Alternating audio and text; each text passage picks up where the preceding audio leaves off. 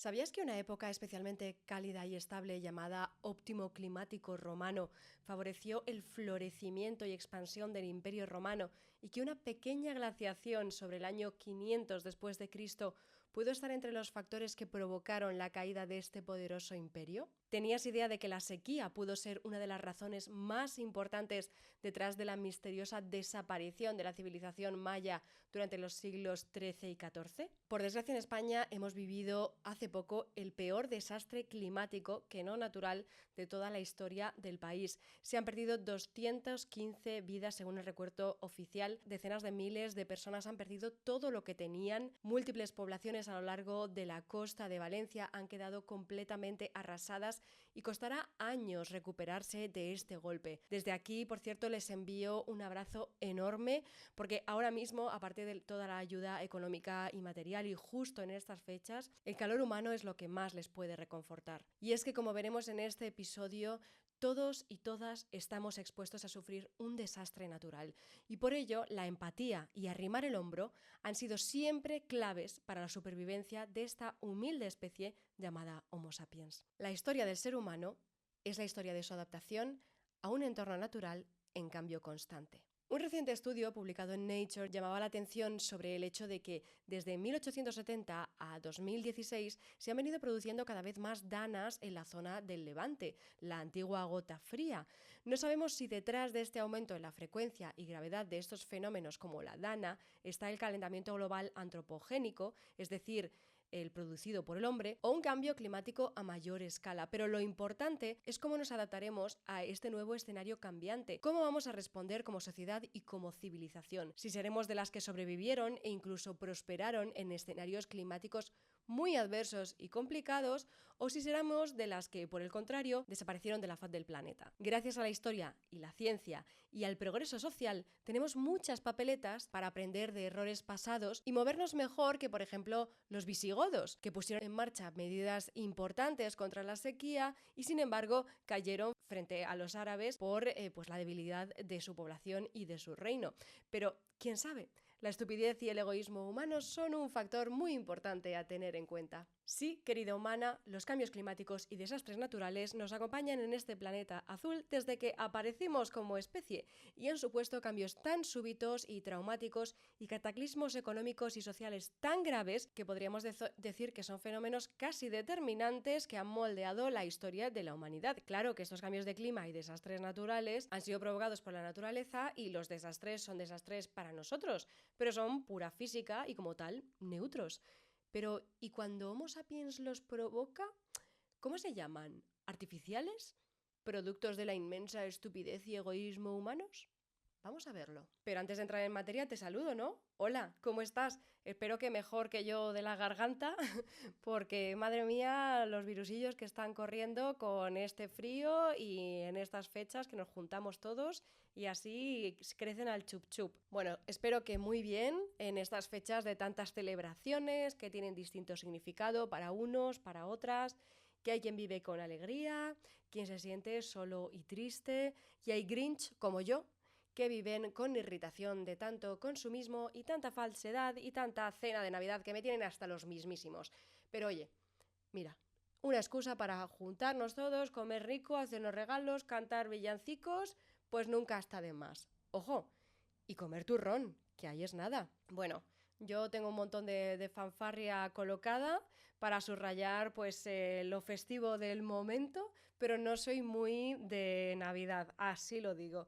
Pero bueno, Vamos a seguir con este capítulo. Una semana más nos reencontramos para hablar de nuestra querida especie en estos tiempos tan complicados y turbulentos que nos ha tocado vivir y sobre cómo hemos trastocado el planeta Tierra a nuestra voluntad hasta que ha empezado a devolvérnoslas en maneras que nos están fastidiando la vida. Yo soy Paula Martín, periodista y antropóloga, y te doy la bienvenida a Cómo hemos llegado hasta aquí, el podcast en el que hoy vamos a investigar un poco sobre eso que dicen los negacionistas del calentamiento global, de que siempre hubo cambios climáticos y desastres naturales igualitos a los que estamos viviendo ahora mismo, y que mejor dejar actuar a la naturaleza a su aire y nosotros a lo nuestro, que es ganar dinerito, claro que sí. ¿Quieres saber cómo hemos llegado a ser lo que somos y cómo mejorar a partir de aquí? Soy Paula Martín y esto es cómo hemos llegado hasta aquí. Lo cierto es que esto de que si siempre hubo desastres naturales y cambios climáticos igual que está pasando ahora es una pregunta que me hacen mucho. Aquí puro influencer. Y me preguntan sobre todo por la glaciación que hubo en la Edad Media o por el fenómeno del calentamiento al final del Joven Drías, que provocó riadas e inundaciones gigantescas y mortíferas. Y quien me lo pregunta muchas veces lo hace de manera totalmente honesta y por curiosidad, ¿vale? La duda existe, está ahí. Y ojo, porque es muy fácil que ciertas personas interesadas precisamente en sembrar la duda, los bulos y la desinformación utilicen esa manera natural y tan sana que tenemos de dudar y desconfiar. Pues lo utilicen para introducirnos planteamientos que van en contra de nuestros propios intereses y en favor de los intereses de quien de manera egoísta solo se preocupa de mantener el business as usual de la gran industria, la gran banca, las petroleras, los que ya eran ricos para empezar. Y aquí quiero que te quedes con la historia de un pueblito griego llamado Metamorfosi en la región de Tesalia, en una zona muy llana y baja y por lo tanto inundable. Aquí la mayoría de los locales se dedican a cultivar algodón, pero la región está muy empobrecida porque ha sufrido inundaciones catastróficas en 1953, en 1992, en 2000 y en 2023, 2 veces en 15 días. Volveremos a él más adelante, no te olvides de Metamorfosi. En fin, pero es que es verdad. Siempre existieron los cambios climáticos y los desastres naturales. Siempre. Es decir, miles de millones de años de historia del planeta. ¿Por qué? Pues porque el cambio es la única constante. Ya lo dijo Heráclito hace 2500 años y es cierto. Todo fluye como la lava. Nada permanece, así que vivimos peligrosamente. Tenemos la ilusión del control en un trabajo, una casa, una familia, pero todo eso está en constante evolución y renegociación y nada, pues a fluir con el cambio. Fíjate, las civilizaciones han florecido a lo largo de ríos que se desbordaban periódicamente, de fallas que provocaban terremotos, a la sombra de volcanes que entraban en erupción, en las costas que sufrían lluvias torrenciales, tifones, tsunamis. ¿Por qué? Pues porque en esos sitios florece la vida. El agua es accesible, el suelo es fértil o las vías de agua permiten pescar y comerciar. Y claro, vivir en estos sitios nos pone en riesgo frente a las fuerzas disruptivas de la naturaleza. Los riesgos naturales son un resultado inevitable de los procesos físicos de la Tierra. Se convierten en catástrofes naturales solo cuando suceden en un núcleo urbano o cerca de este, cuando los edificios son incapaces de soportar ese cambio súbito que provocan. Como dice Lucy Jones, en Desastres, cómo las grandes catástrofes moldean nuestra historia. Sabemos que van a ocurrir, pero no sabemos cuándo o cómo de fuertes serán. Los científicos lo saben a grandes rasgos, más o menos conocen las señales, pero no pueden predecir todo exactamente y sobre todo, no pueden detenerlos. El azar denota que cada momento tiene sus riesgos, algo que nos provoca ansiedad, dice Jones, y tiene más razón que una santa. Pero claro, nuestras vidas humanas son una mota de polvo en los tiempos geológicos en los que se dan estos desastres, así que puede que en nuestra corta vida humana tengamos la suerte de vivir pocos cataclismos climáticos. Y aquí entra en juego lo que los psicólogos llaman sesgo de normalización, que es la incapacidad de ver más allá de nosotros mismos. Lo que experimentamos ahora o en nuestra memoria reciente se convierte en nuestra definición de lo posible. Creemos que solo tenemos que enfrentarnos a los pequeños eventos cotidianos, que si pagar las facturas, llegar a tiempo al trabajo, alimentar a las criaturas. Y por ello, si no ocurren eventazos como un desastre, pues en nuestra imaginación son poco menos que ficción. Pero ocurren, y han ocurrido siempre. De hecho, los geólogos coinciden en que el principal cambio que se ha producido en la corta historia del ser humano es el aumento de su grado de exposición. Y en los últimos años, de la gravedad de las consecuencias de estos fenómenos, debido al impacto cada vez mayor del cambio climático que estamos provocando. En el inicio, de hecho, fue el caos.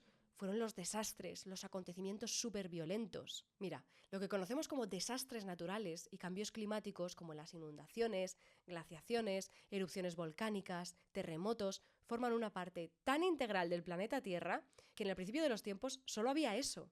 Te lo voy a contar muy rápido y súper simplificado porque no soy experta en geología y en cualquier otro lugar lo encontrarás mejor explicado que aquí. No es a lo que hemos venido, pero hace falta que conozcas un poquito de esto antes de empezar. Entonces, decíamos que durante miles de millones de años pasamos de un planeta que era puro volcán y magma por todas partes a uno casi enteramente inundado, luego a una bola de nieve total y de ahí unas placas tectónicas rocosas cubiertas de agua poco profunda que se empezaron a mover por todos lados, y con ello llega, pues ya sabéis, los terremotos. Mientras todo esto pasaba, se sucedieron extinciones masivas en todo el planeta, una de ellas causada por el meteorito que impactó contra la Tierra a finales del periodo Cretácico, hace aproximadamente 65 millones de años, y que se cargó a todos los dinosaurios, a toditos. Cuando aparecieron los primeros Homo sapiens, hace alrededor de 300.000 años, en el Pleistoceno, el planeta estaba en una fase estable geológicamente, y la Tierra se empezaba a calentar más. El Drías reciente, o joven Drías, que te mencionaba antes, que empezó hace 12.900 años, fue un retorno a las condiciones glaciales anteriores. Las temperaturas globales bajaron entre 4 y 10 grados y la mayor parte del hemisferio norte estaba cubierto de hielo. Después se produjo un rápido calentamiento y, claro, un deshielo que provocó enormes inundaciones. Algo que le ha venido muy bien al autor de ficciones sobre civilizaciones legendarias, Graham Hancock, que tiene también un documental, también de ficción, muy entretenido, que puedes ver en la plataforma de la N grande y roja, ya sabes, y del que también hemos hablado en el primer episodio de este podcast que grabé con Miquel Herrán. El final de estas glaciaciones marcó la entrada hace 11.700 años en el Plácido Holoceno, un periodo cálido por el aumento del dióxido de carbono, el deshielo de las últimas glaciaciones y la subida del nivel del mar. Una época aún más estable que ha garantizado nuestro bienestar, con ciertos momentos de glaciaciones cortas, de épocas secas y algunas más cálidas y húmedas. Pero en general, súper tranquilito. Hasta ahora que seguimos en el Holoceno, pero algunos geólogos piensan que deberíamos inaugurar la época del Antropoceno. Y otros despistados prefieren decir que está el tiempo loco, como se solía decir cuando no nos queríamos enterar del calentamiento global. Es coña. El Antropoceno se considera una época ecológica histórica y política en la que estamos ahora mismo por los cambios en el clima debidos a la actividad del ser humano, es decir, los cambios antropocénicos. Pero vale, ya estamos en la actualidad. Y como ves, el planeta ha sido un constante ir y venir de fenómenos geológicos muy fuertes y profundos que se reflejaban en el clima. Eso sí, durante miles de millones de años. Ahora vamos a ver algunos de los desastres naturales más tremendos de la historia de la humanidad, al menos de los que se han registrado, y cómo se interpretaron por nuestros antepasados. De nuevo, aquí no me voy a explayar mucho. Existen muchos artículos y vídeos que detallan los desastres naturales que han afectado a la humanidad y solo voy a hablar de algunos de los más significativos y que dieron lugar a cambios o interpretaciones trascendentales para el ser humano, que si no nos tiramos aquí hasta mañana. Para empezar, el cataclismo natural que más cerca ha estado de aniquilar a la raza humana tuvo lugar hace más de 74.000 años. La erupción de un supervolcán en Sumatra, en la isla de Toba, fue más potente que miles de bombas atómicas juntas. La nube de cenizas que creó se esparció por todo el mundo y dejó al planeta entero sin verano durante casi 10 años, me muero, bajando la temperatura global entre 3 y 5 años, por lo que se produjo una gran extinción de plantas y fauna y con ello de seres humanos. La población mundial, que antes rondaba el 1.000.000 de personas, fue reducida a casi 10.000. Casi todos estaban en el cono de África y sobrevivieron gracias a que descubrieron que podían comer marisco. Y oye, yo, que encantada de comer zamburiñas todos los días, también te digo. Es la cifra de población más baja desde la existencia de Homo sapiens y el primer desastre natural que podemos documentar. Después de eso, dos desastres que tuvieron interpretaciones legendarias: la desaparición de la Atlántida tragada por las aguas y el diluvio universal. La desaparición de la Atlántida se sitúa entre los años 1550 y 1650 a.C.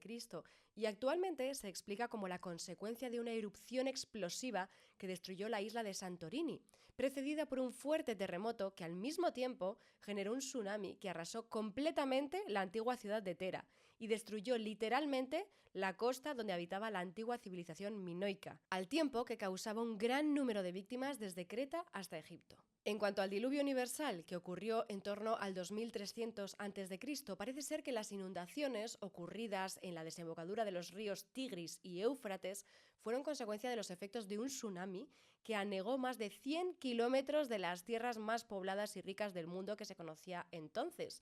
Y por ello, los babilónicos lo llamaron universal. También está la erupción del Vesubio en el año 79 después de Cristo. Y si has estado en Pompeya, alucinarás de que una ciudad así se la tragara la lava y las cenizas. Allí se había establecido una comunidad súper próspera gracias a los suelos fértiles y la abundancia de agua que garantiza la proximidad del volcán. Pero para aplacar la ira del dios Vulcano, que según la mitología romana vivía en el Vesubio con su forja, los habitantes celebraban las Vulcanalias, festivales que se celebraban todos los años el 23 de agosto con hogueras y sacrificios para que Vulcano mantuviera sus cosechas a salvo de la destrucción. Es paradójico que fuera ese mismo día del año 79 a.C. el que el volcán eligió para entrar en erupción, aunque llevaba varios meses avisando con terremotos leves. En realidad, por cierto, al lado del Vesubio o debajo hay un supervolcán que tiene la potencia real de destruir Europa. Y me he visto un documental aterrador al respecto. Os lo dejo en la bibliografía, que ya sabéis que está siempre en el post en mi web. Y os digo que a mí se me quedaron los ovarios aquí, ojo. Bueno, el 90% de los habitantes de Pompeya pudieron escapar, pero en pocas semanas toda la ciudad y también la vecina Herculano fueron sepultadas y la zona se abandonó hasta que fue excavada en el siglo XVIII. En cuanto a Sodoma y Gomorra, que según la Biblia fueron destruidas porque Jesús no pudo encontrar en ellas ni a 10 hombres buenos, parece ser que estas ciudades sí fueron destruidas hace menos de 4.000 años, y la interpretación bíblica se asemeja bastante a lo que los científicos han encontrado en los sedimentos y creen que ocurrió. Parece ser que Sodoma, Gomorra, Admá y Seboyim, las ciudades destruidas, estaban cerca del Mar Muerto, que es una depresión tectónica en que la corteza terrestre se está abriendo y cuyo fondo está casi 800 metros más bajo que el nivel del Mediterráneo. Lo que podría haber pasado es que las ciudades se hundieron debido a la licuefacción sísmica del terreno, un fenómeno según el cual el terreno se comporta como un líquido y es capaz de engullir estructuras como las viviendas de poca entidad. En cuanto al azufre y el fuego, las condiciones de la zona, que es rica en hidrocarburos, podrían dar lugar a incendios de productos petrolíferos si se hubieran producido terremotos en ese proceso de licuefacción, como parece que sí que ocurrió. El terremoto de Lisboa en 1755 es especialmente mítico. Fue de 8,7 grados en la escala de magnitud de Richter, por lo que entra dentro de la denominación de terremoto épico. Desgraciadamente para mi amada Lisboa, la destrucción fue terrible, también a nivel moral, ya que se produjo el día 1 de noviembre, Día de Todos los Santos para la católica Portugal, pero las consecuencias para el estudio de los desastres naturales fueron positivas, ya que se empezó a ver que no eran castigos divinos, sino la madre naturaleza actuando, y que había que estudiarlas desde la ciencia. El día 1 de noviembre de 1755, 3 sacudidas gigantescas por un megaterremoto con epicentro en el Atlántico, a menos de 300 kilómetros de Lisboa, hicieron que muchas casas se derrumbaran y se originaron pavorosos incendios que hicieron arder casi toda la ciudad y mataron a entre 10.000 y 100.000 personas. La población huyó a la costa, pero allí la esperaban las gigantescas olas generadas por un tsunami que elevó la cifra total de muertos a 60.000 personas, más de un tercio de la población en aquella época. La erupción del monte Tambora en 1815 en la isla indonesia de Sumbawa es la más potente registrada en la historia, con una potencia equivalente a 800 megatones de TNT, que además de expulsar ingentes cantidades de lava, causó un tsunami que arrasó las costas vecinas. Se estima que provocó 71.000 víctimas, pero además causó un enfriamiento global que redujo la temperatura media en 0,4 grados durante varios años. Esto provocó que 49.000 personas fallecieran de hambre por la consiguiente pérdida de las cosechas y causó el llamado Año sin verano, ya que el verano de 1816 fue uno de los más fríos y lluviosos en Estados Unidos y Europa. Además, la erupción del Tambora generó un tsunami que acabó con la vida de 10.000 personas. Por último, voy a mencionar el terremoto de 1960 en Valdivia, Chile, el más fuerte jamás registrado, con 9,5 grados en la escala de Richter. Fue percibido a nivel planetario y produjo una serie de maremotos que alcanzaron Hawái y las costas de Japón, y la erupción del volcán Puyahue costó la vida de entre 16.000 y 20.000 personas y dejó damnificados a más de 2 millones. ¿Cómo hemos explicado estos desastres y cambios climáticos? El cerebro humano está biológicamente programado para no morir, es decir, para comprender el medio, con el fin de detectar y evitar los posibles peligros. El éxito de Homo sapiens se ha debido a su adaptación a las diferentes condiciones del medio y a aprovechar lo que nos beneficiaba, como por ejemplo el fuego resultante de la caída de un rayo. Mientras que no ha sido posible explicar estos fenómenos climatológicos en base a las pruebas debido a que la ciencia no se había desarrollado, hemos recurrido a lo sobrenatural para satisfacer nuestra inquietud y explicar el entorno, que es lo mismito que hacen los conspiranoicos en la actualidad. Así se crearon las religiones, para dar sentido a acontecimientos inexplicables y atribuyendo a las divinidades el control de los elementos naturales. Por esta razón, los babilonios veneraban a Adad, dios de las tempestades y del rayo, de la lluvia y del trueno, que podía ser benéfico si conseguía provocar la lluvia o maléfico si provocaba inundaciones y tempestades. También los griegos atribuían a las divinidades todos aquellos acontecimientos que no entendían por sus escasos conocimientos científicos, como por ejemplo el terremoto del año 464 a.C., que azotó la ciudad de Esparta. Fue interpretado como un castigo enviado por Poseidón. En la antigua Roma, los desastres relacionados con amenazas de origen natural y biológico también se consideraban castigos divinos. Se pensaba que eran provocados por la ruptura de la Pax Deorum, esto es, la alianza entre el pueblo romano y las divinidades, construida a partir de la devoción popular y que garantizaba la prosperidad. De hecho, la palabra desastre proviene de la cultura romana y literalmente significa mala estrella. Los romanos creían que los desastres sucedían porque su destino estaba escrito en las estrellas, aunque podían influir sobre él pues aplacando la ira de los dioses, como trataban de hacer los pompeyanos con las vulcanalias el día que explotó el Vesubio. La cultura judía desarrolló una concepción distinta de la divinidad y de sus interacciones con el mundo humano. Los judíos rechazaban la idea de que los dioses fueran unos seres egoístas y mezquinos. Creían en un Dios bueno por naturaleza, un Dios que amaba a sus criaturas. Pero si Dios era bueno, ¿cómo podíamos explicar el sufrimiento humano provocado por los terremotos, las inundaciones, las erupciones volcánicas? Pues con la culpa. En la historia de Noé, los responsables son las víctimas del diluvio, no Dios. Dios tiene su propio plan para la humanidad y suele recurrir a los fenómenos naturales para imponer su voluntad.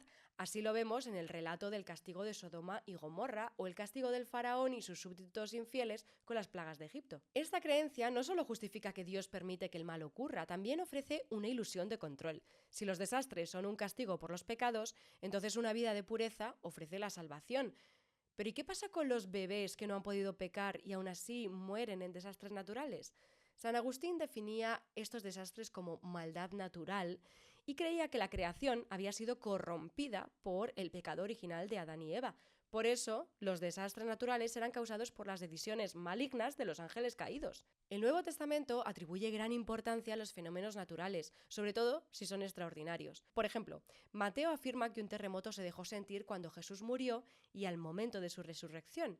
En el Apocalipsis de San Juan hay muchas referencias a la capacidad de Dios de exhibir su poderío a través de manifestaciones climáticas y naturales extremas. Esta interpretación providencialista de los desastres y la vulnerabilidad de los humanos sometidas a sus efectos se mantuvo vigente en Occidente hasta la modernidad. De hecho, la destrucción de Lisboa en un día tan señalado para la fe cristiana suscitó que científicos y personas de a pie se cuestionasen cómo era posible que Dios, el supuesto responsable de todo lo acontecido en la tierra, fuese capaz de permitir tal desastre en el preciso momento de la Misa de Todos los Santos. Con la irrupción de la Ilustración y las tendencias secularizadoras, se dio un giro hacia la ciencia en el análisis de los desastres naturales. Sin embargo, a excepción del filósofo francés Jean-Jacques Rousseau y otras voces aisladas, las élites instruidas no cuestionaron si en el origen o en el peligro de los desastres había acción humana. Rousseau, en una carta a Voltaire, observó agudamente que si los habitantes de esta gran ciudad hubieran vivido menos hacinados, con mayor igualdad y modestia, los estragos del terremoto hubieran sido menores o quizá inexistentes en Lisboa a raíz del terremoto. Esa vulnerabilidad de los que más sufren los desastres naturales, entendida como una condición social e históricamente producida, se ha convertido en la categoría más importante a la hora de analizar estos fenómenos, ya que es la que mejor evidencia lo multidimensional del hecho de que los desastres ocurran en la intersección entre la naturaleza y la cultura. Desde la segunda mitad del siglo XIX, la ciencia y la tecnología han permitido reducir la vulnerabilidad de la población gracias a la ingeniería sísmica, a las mejoras en el diseño de los edificios y los materiales, pero esto también ha hecho que se descargara casi toda la responsabilidad de la reducción de la vulnerabilidad en la ingeniería y se ha generado la ilusión de que la tecnología logrará salvarnos de la ira de la naturaleza. Y además, a este tecnooptimismo se le ha sumado la responsabilización de la reducción de la vulnerabilidad en el individuo. ¡Toma ya! Desde los años 90 se ha trasladado el mensaje de que cada una de nosotras debe asegurarse contra estos desastres, que es nuestra responsabilidad individual. Y ahí viene también el preparacionismo que vimos surgir en Estados Unidos. Shocker, ¿verdad? Pero como se ha visto, una no se puede blindar contra los efectos de la Dana en Valencia con una mochila de 72 horas.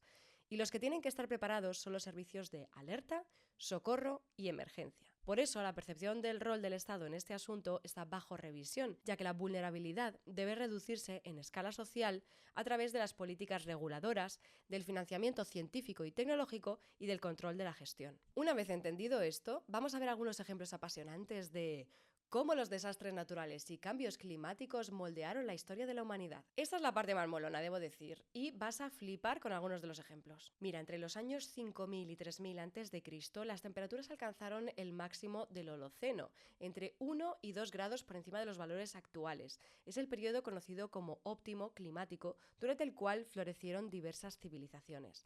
En África, el cambio climático supuso que el Sáhara se convirtiera en un desierto. También supuso el incremento en la variabilidad de la crecida del Nilo y la disminución de las lluvias. Estos cambios se relacionan con el surgimiento del nomadismo y de las migraciones en busca de recursos hídricos que se han vinculado al nacimiento de la civilización egipcia en el Valle del Nilo. Alrededor del año 2200 a.C., fecha que marca el final del Reino Antiguo y el inicio del primer periodo intermedio, se registraron una serie de sequías intensas en Oriente Próximo y una serie de crecidas insuficientes en el Nilo. La teoría de que una sequía intensa y simultánea en todo el Mediterráneo oriental y zonas adyacentes causó el colapso de varias civilizaciones fue formulada por primera vez en 1971 por Barbara Bell en The First Dark Age in Egypt. Su autora databa la primera edad oscura entre el 2200 a.C. y el final de la sexta dinastía en Egipto. En ese momento, y siguiendo el estudio, una sociedad muy estable habría caído en la anarquía al mismo tiempo en que caía el imperio arcadio y Biblos, así como otros lugares del área sirio-palestina, eran destruidos o abandonados, además de más desastres que causaron el declive de múltiples civilizaciones. La teoría fue ampliamente aceptada, pero estudios posteriores apuntaron a que el colapso, el declive o el retroceso de civilizaciones dependía del grado de influencia del cambio climático en el devenir de los acontecimientos históricos. Y en la década de los 90 también irrumpió con fuerza la hipótesis catastrofista como los impactos de cometas en la superficie terrestre. Pero también hay estudiosos que defienden que el abandono simultáneo de los asentamientos en el Mediterráneo oriental en el tercer milenio a.C. se debió a un proceso adaptativo al nuevo entorno medioambiental, y es que el hombre siempre ha sobrevivido mediante la adaptación a un entorno cambiante. Un estudio publicado en 2020 en la revista Scientific Reports afirma que el esplendor del Imperio Romano coincidió con el periodo más cálido de los últimos 2000 años en la cuenca del Mediterráneo.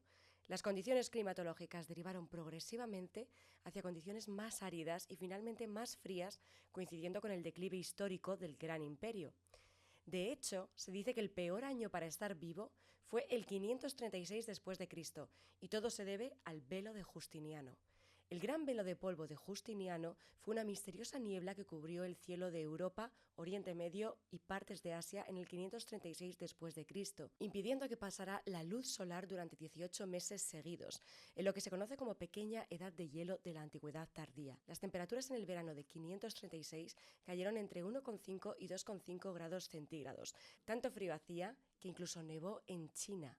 Las cosechas se perdieron y llegó la carestía y la hambruna. Poco después, entre el 541 y el 543, la peste bubónica arrasó con la población. En apenas 2 siglos, la población mundial perdió entre 25 y 50 millones de personas, es decir, entre el 13 y el 26% de la población. Según un estudio publicado en Science, este misterioso velo se debía a las erupciones catastróficas simultáneas de hasta 3 volcanes en Islandia, que lanzaron cenizas por todo el hemisferio norte. Europa se hundió y su estancamiento económico duró hasta el año 640, cuando resurgió la minería de plata.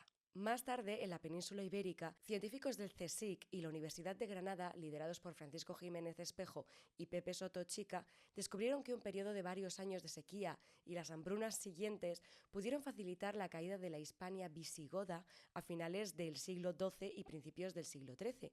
En una sociedad cuya economía y supervivencia se hallaban ligadas al éxito de las cosechas, un periodo tan extremo de aridez significaba hambrunas devastadoras, pobreza generalizada y un debilitamiento general de la población, que quedaba mucho más expuesta a la acción de pandemias como la peste bubónica. Todos estos factores debieron repercutir en la solidez y estabilidad del reino visigodo, facilitando su caída ante el avance de las tropas musulmanas. También te hablé al principio del episodio de la caída del poderoso imperio maya, que un estudio publicado en Nature atribuyó a la sequía que asoló la península de Yucatán durante los siglos XIII y XIV. La falta de agua habría afectado las prácticas agrícolas y las rutas comerciales, lo que exacerbó las tensiones entre facciones rivales y provocó el abandono de los habitantes de la capital Mayapán. Por último, te cuento un ejemplo con el que vas a alucinar: la erupción del volcán Laki de 1783, que la sismóloga Lucy Jones define como el desastre natural más mortífero de la historia de la humanidad. ¿Por qué? Porque está relacionado directamente con el estallido de la Revolución Francesa, como lo oyes. El Laki, una fisura volcánica situada al sur de Islandia, estalló cuando la isla apenas tenía 50.000 habitantes, pero sus víctimas mortales se cuentan por millones. Jones cree que la erupción del Laki, o más bien la hambruna que la erupción causó en Europa, fue un factor determinante en el desencadenamiento de la Revolución Francesa. La erupción del Laki duró 8 meses, durante los cuales depositó una capa de lava de 15 metros de altura en un área de más de 1.500 kilómetros cuadrados. Pero fue la deposición de dióxido de azufre en las capas más altas de la atmósfera lo que hizo que una niebla espesa cubriera Europa, provocando problemas respiratorios en tantas personas que faltaron campesinos para recoger las cosechas. Además, las partículas de azufre descompusieron la luz solar en la estratosfera y la enviaron de vuelta al espacio, por lo que se produjo un enfriamiento temporal del planeta y el invierno en Europa fue letalmente frío y muchas personas murieron por hipotermia. Se perdieron las cosechas, lo que empeoró la hambruna generalizada. Cuando el hielo se derritió, los ríos se desbordaron, causando grandes inundaciones.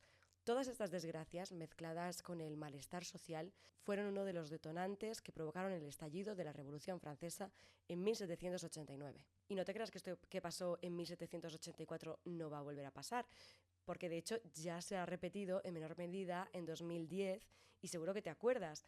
El volcán islandés Eyjafjallajökull, que creo que lo he dicho bien, estaba durmiente hacía más de 200 años y entró en erupción en abril de ese año. La columna de humo, compuesta por cenizas volcánicas, llegó hasta Europa y 20.000 vuelos fueron cancelados durante 4 días. Pero no todas las sociedades que sufren desastres de este calibre son afectadas de la misma manera.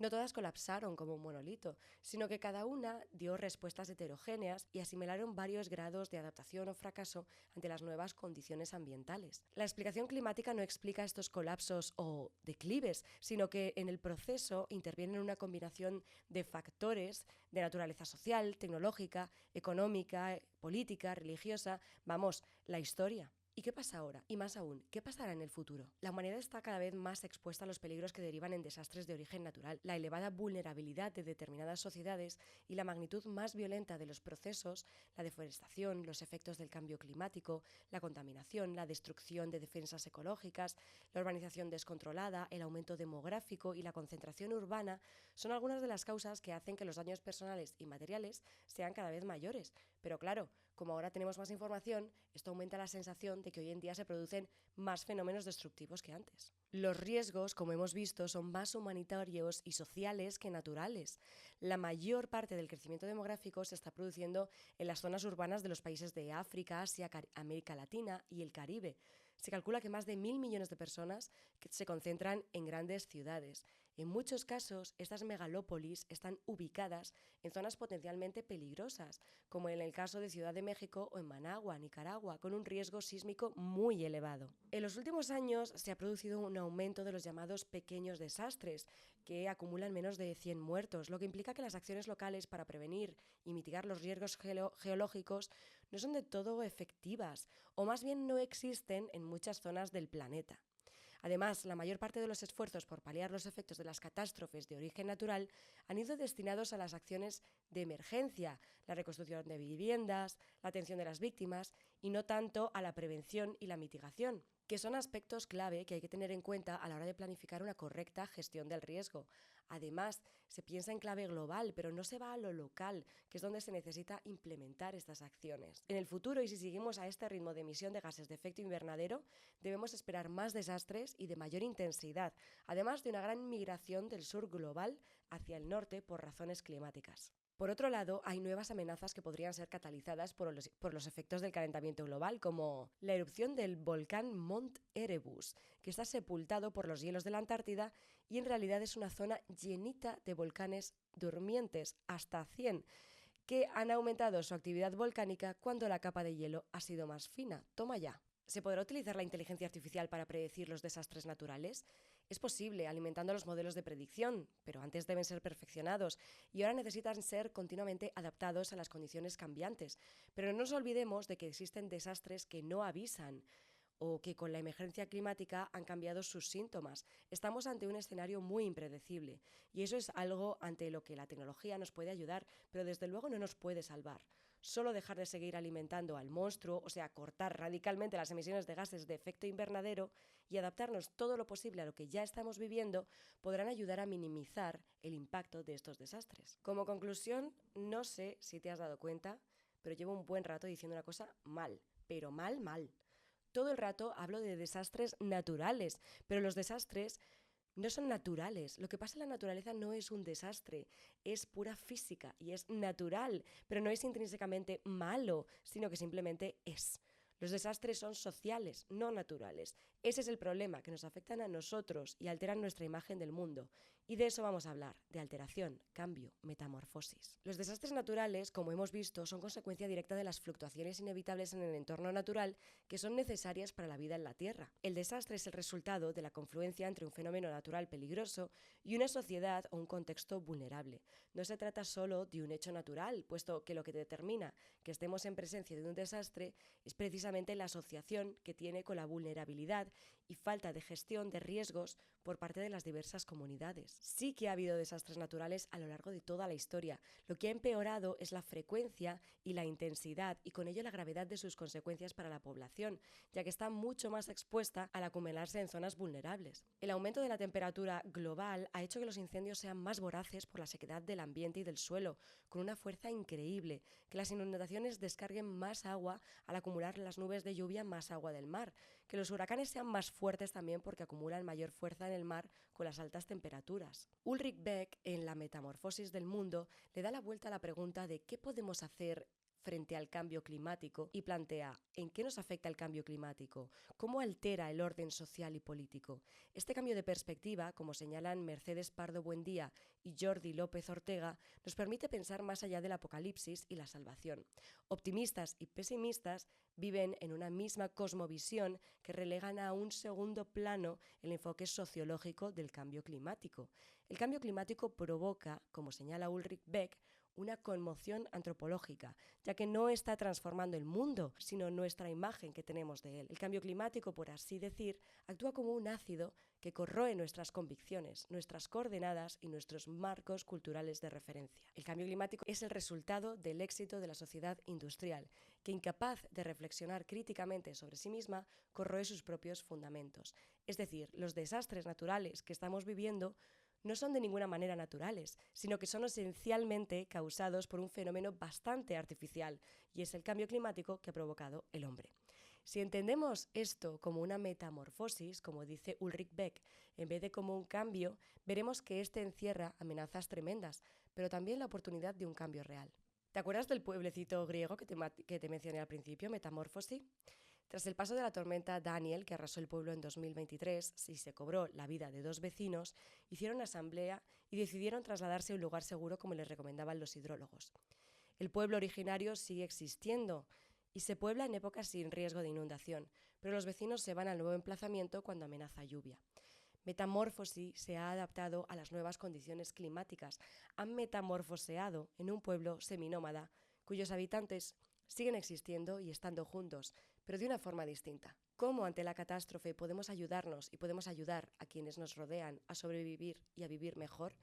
El ser humano hasta hoy ha salido siempre adelante y lo ha hecho por medio de la comunidad, de la adaptación y de los relatos. Nada más, te dejo que ya no tengo absolutamente nada de voz, pero bueno, este va a ser el último episodio en solitario antes de las Navidades y espero que lo hayas disfrutado, te haya resultado interesante y te haya movido a reflexionar y que pases unas felices fiestas, que entres muy bien en el nuevo año. Habrá un nuevo episodio de invitado la semana que viene y después de eso un poquito de descanso hasta ya el 2025, en el que volveré con nuevos episodios que espero que te resulten muy interesantes y que, bueno, pues disfrutas tanto como yo lo hago mientras los hago. Un beso y hasta el año que viene. Sígueme en redes sociales para no perderte nada. En Instagram me encontrarás como wanderlust.paula, en YouTube como wanderlustpaula y en Twitter como paulapauloska. Escríbeme lo que quieras a paula.wanderlust@gmail.com. Encuentra la transcripción de este episodio y las preguntas que se quedaron en el tintero en mi web, wanderlustpaula.com. Suscríbete a mi newsletter si quieres recomendaciones de podcast, libros, documentales, artículos y otro contenido relacionado con cada episodio. Idea original de cómo hemos llegado hasta aquí, guión, producción, edición y redes sociales, yo misma, Paula Martín Camargo. Arte, José Manuel Moreno. Animación, Stefano Zambi. Gracias a todos los que han hecho posible este podcast y este episodio.